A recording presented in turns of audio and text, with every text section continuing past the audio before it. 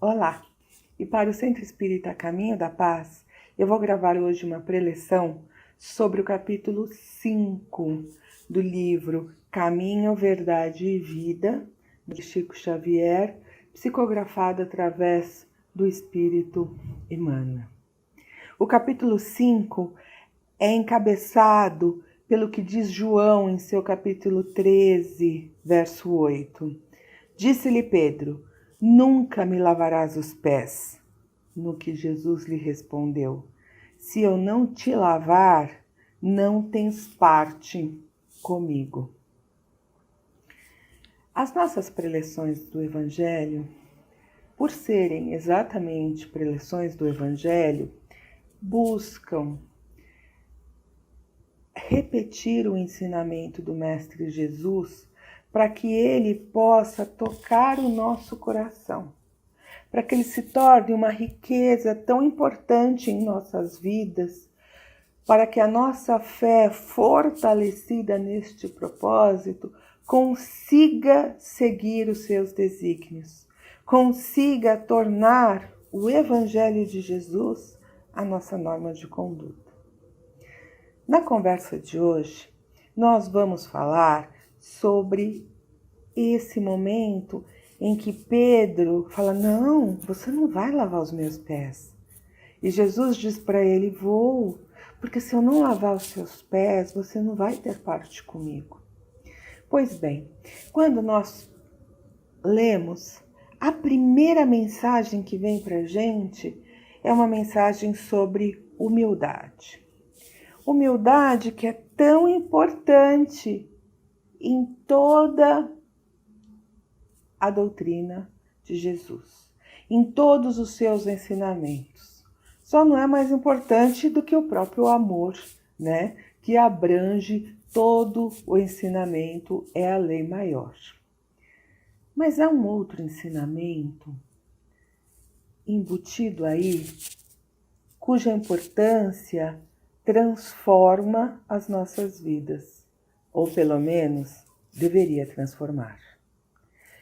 Quando Jesus se refere a lavar os pés, ele não está se referindo somente ao ato físico, como todos sabemos, de lavar o pé, de higienizar, de derramar água sobre uma parte do corpo. Além da mencionada humildade, Jesus quer dizer em limpar as bases. Nosso texto tem o nome de bases. O capítulo 5 se chama Bases. Quando alguém quer dizer que vai passar a caminhar, se colocou em pé e deu os primeiros passos. Manter-se sobre as próprias pernas, caminhar por si só. Os pés suportam o peso do corpo. Caminhamos e nos movimentamos e mudamos de lugar através dos nossos pés.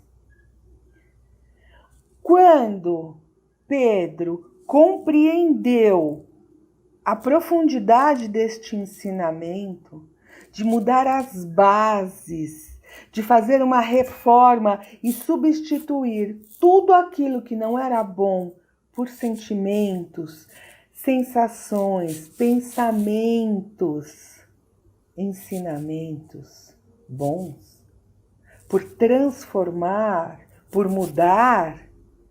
Essa profunda reflexão o levou a dizer: então, não lave apenas os meus pés, lave as minhas mãos.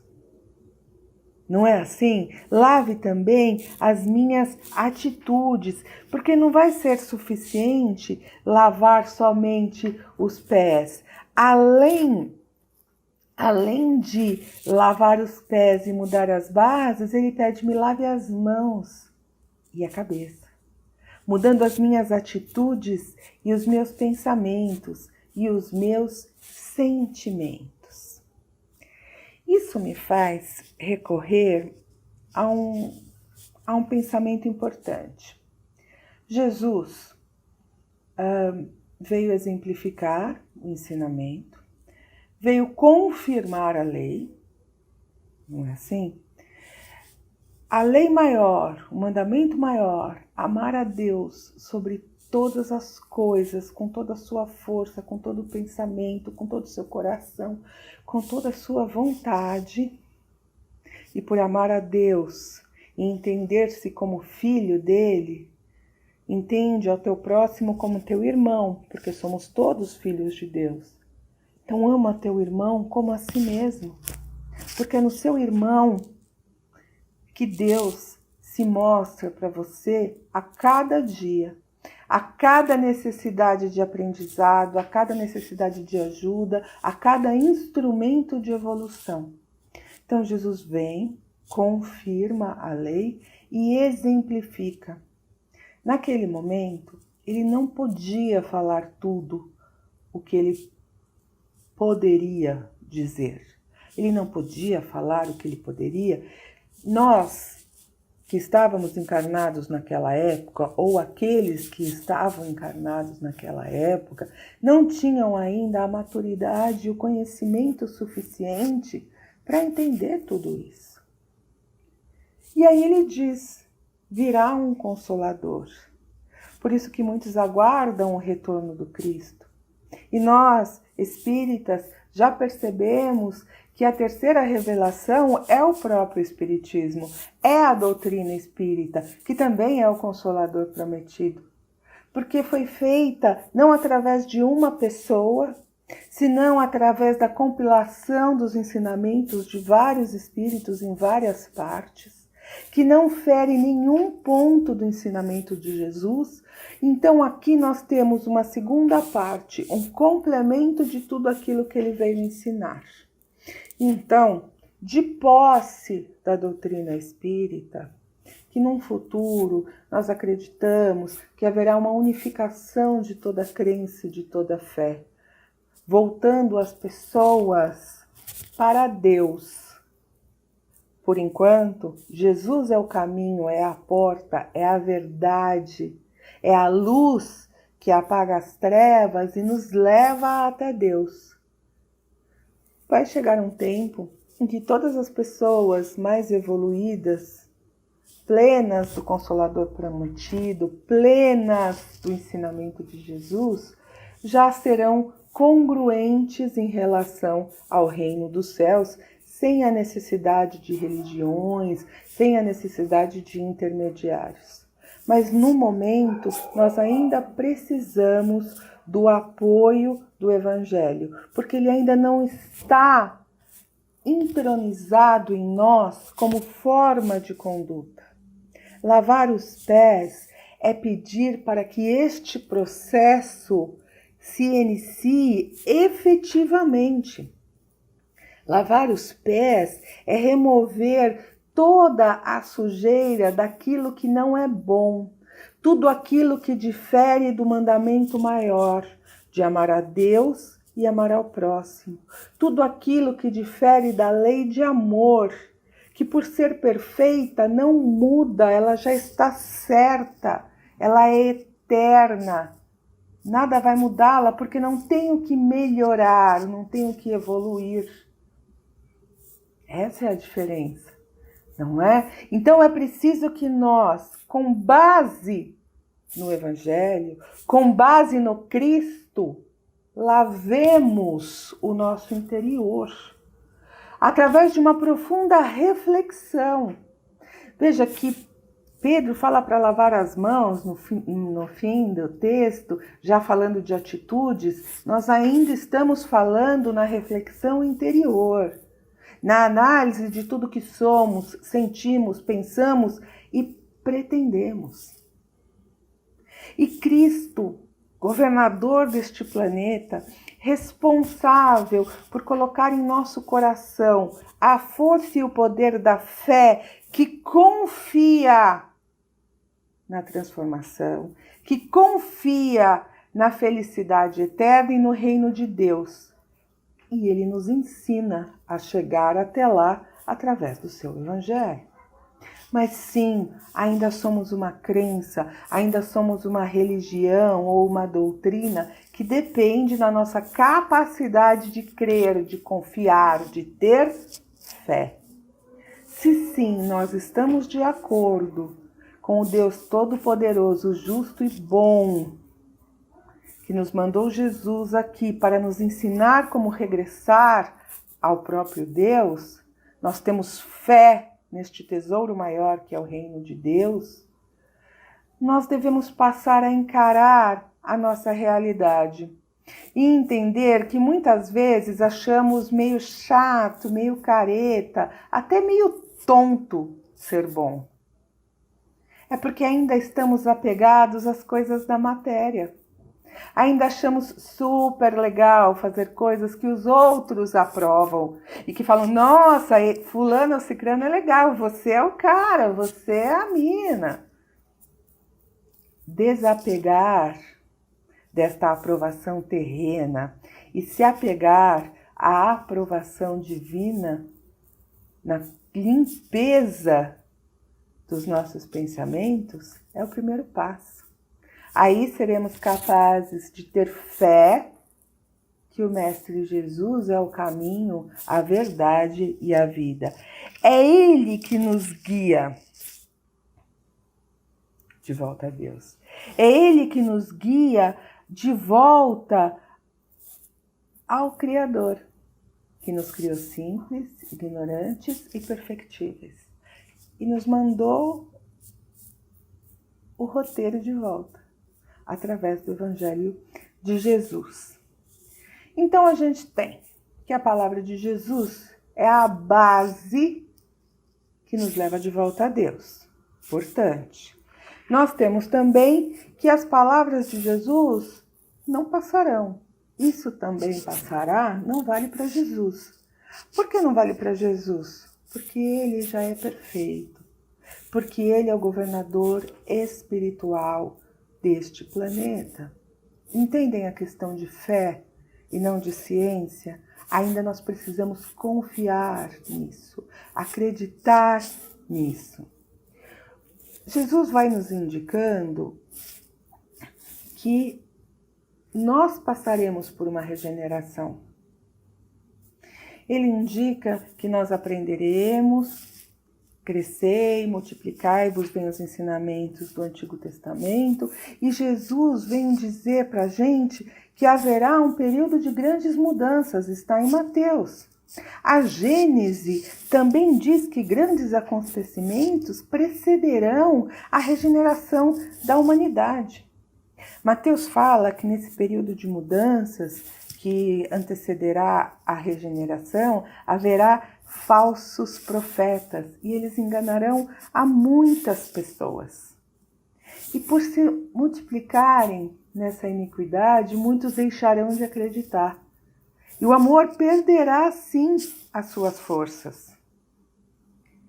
Mas para ser uma época de regeneração, meus caros, não será uma mudança parcial. Não será num grupo, não será numa raça. Não será entre os hebreus, entre os negros, entre os americanos, entre os africanos, entre os árabes, entre os judeus. Será mundial. Porque é preciso que a mudança regenere num movimento universal. É a lei de progresso que se faz presente. É a lei de progresso que dirige os nossos caminhos, sem violar o arbítrio, porque nós podemos escolher. Mas, como sempre oramos por ajuda, como sempre oramos por auxílio, o auxílio vem, nos direcionando de volta a Deus. Podemos optar em não ir? Podemos. Podemos nos esforçar para acelerar o processo? É claro que podemos. E haverá um tempo, diz Jesus, que haverá um único pastor, que é o que eu mencionei anteriormente sobre o direcionamento para uma religião única, uma doutrina ponderada pelo amor, independente das diferenças existentes entre as religiões atuais.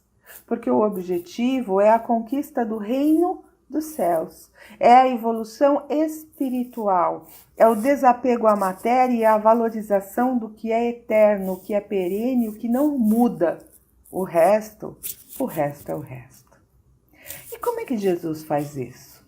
Né?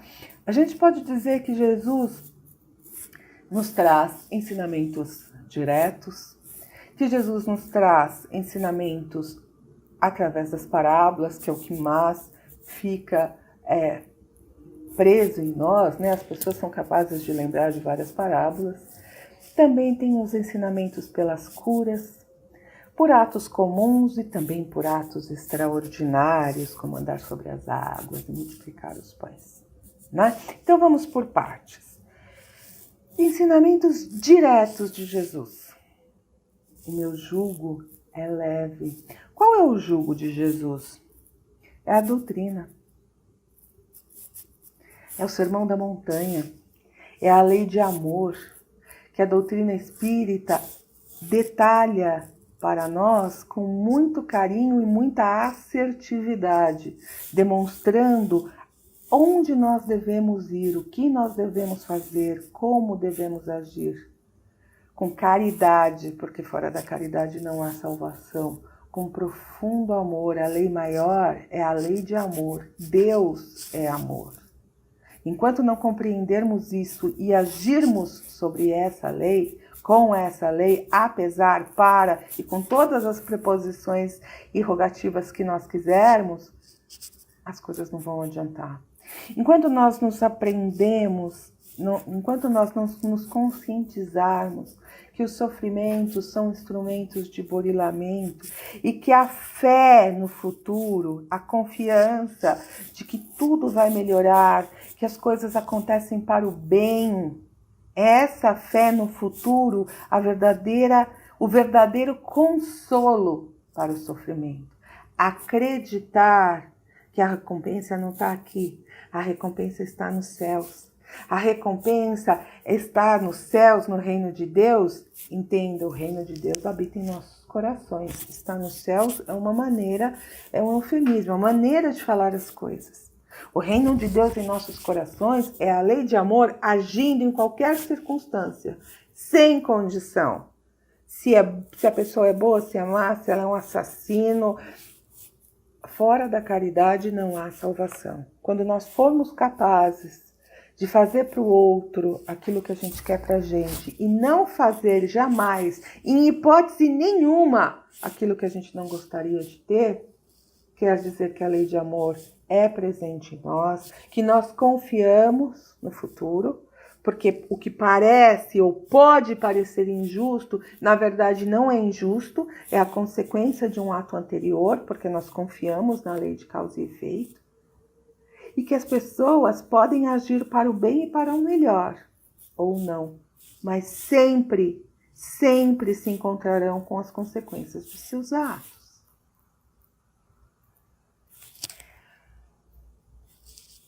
Nós podemos seguir este primeiro item sobre o jugo de Deus baseados na autoridade moral de Jesus.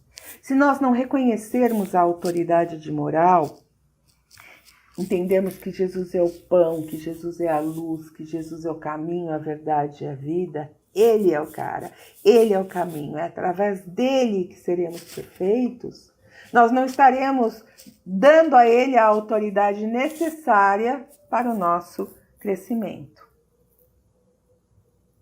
O terceiro ponto, quando ele diz que as casas devem ser ancoradas, feitas, edificadas sobre a rocha.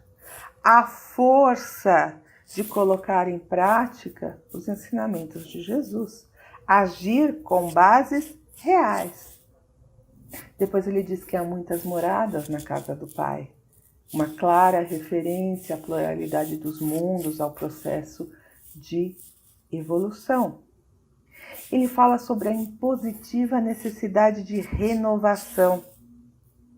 Quando ele diz assim, não coloque um remendo novo em vestido velho. A gente precisa mudar, a gente precisa afastar comportamentos que são infelizes. Outro ensinamento de Jesus é que nós tenhamos a força da fé, a crença de que o que ele ensina é verdade e não muda. O ensinamento de Jesus salvaguarda a vida celeste, mas também garante a paz e a tranquilidade aqui na vida terrestre. Nem sempre nós confiamos nisso. Nem sempre nós acreditamos nisso. A prova disso é o desespero, o descontrole, o medo. Porque se o ensinamento de Jesus fosse realmente ancorado em nossos corações, nós não teríamos medo. Saberíamos que as coisas são passageiras e que tudo acontece para o nosso crescimento, que não tem acaso, que nós estamos vivenciando a consequência de atos feitos por nós mesmos. Essa é a paz, essa é a tranquilidade. Esse é o principal motivo para não errarmos mais. Vá e não peques mais. Depois dessas bases, depois dele falar do mandamento maior, de amar a Deus e amar ao seu próximo, ele ensina por parábolas. E aí nós temos muitas parábolas. Gosto da parábola do filho pródigo, falando profundamente sobre o amor, sobre a renúncia, sobre a capacidade da redenção, da mudança. Dos trabalhadores da vinha. Os trabalhadores da primeira hora são os profetas, depois são seguidos pelos cristãos, pelos primeiros cristãos que foram mártires, pelos apóstolos, até chegarmos nos pais da igreja, nos sábios, nos filósofos, na doutrina espírita.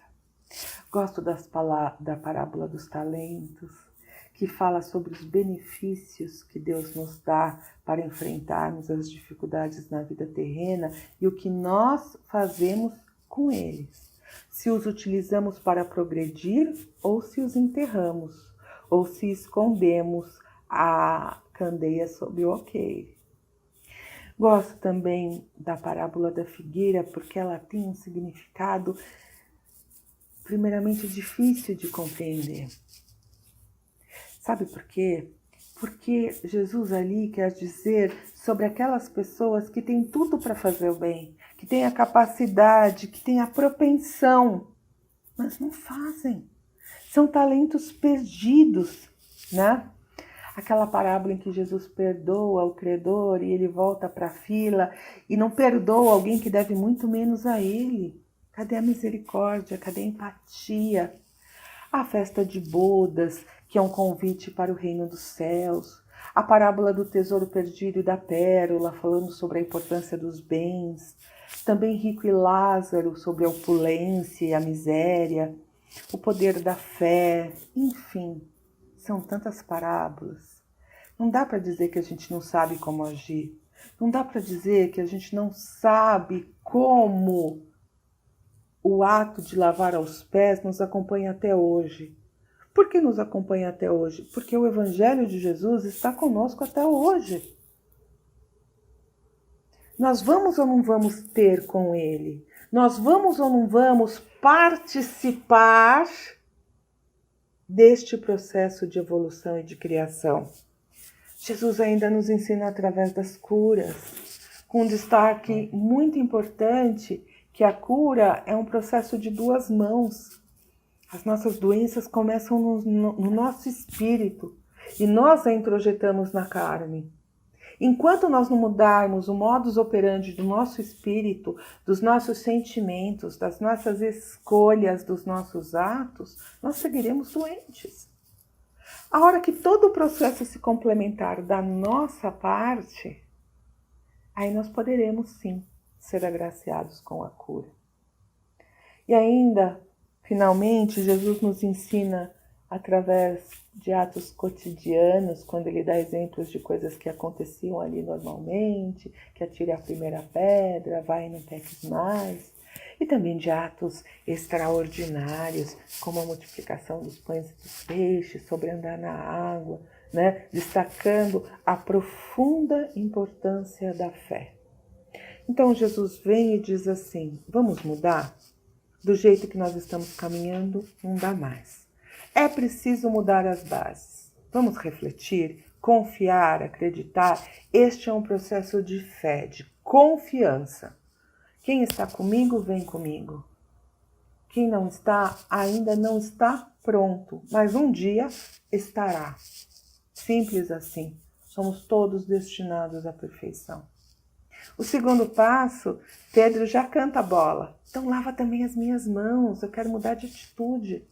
E a minha cabeça, os meus pensamentos, os meus sentimentos. Nesse sentido, aí a cabeça inclui pensamentos e sentimentos. Aí sim eu vou estar pronto, porque eu abandonei aqueles sentimentos infelizes e agora eu estou substituindo pela lei de amor e pela confiança em Deus, na fé no futuro, na confiança de que o caminho, a verdade e a vida é sim o Mestre Jesus e seus ensinamentos. E é o caminho que nos leva de volta ao nosso Criador, que nos espera de braços abertos, sempre. E o seu maior desejo é que sejamos puros, perfeitos, nobres de coração, regidos pela lei de amor. Que todos os nossos atos sejam necessariamente atos de amor. Vamos então ter parte com Cristo? Vamos lavar o nosso ser de sentimentos, sensações, pensamentos, valores, crenças que não são bons, que não são ligados ao amor, que não são ligados à caridade, coisas que nós não gostaríamos que fossem feitas a nós. Bom exercício para todos nós, coragem, muita força, muito amor e fé. Que Deus abençoe a todos nós.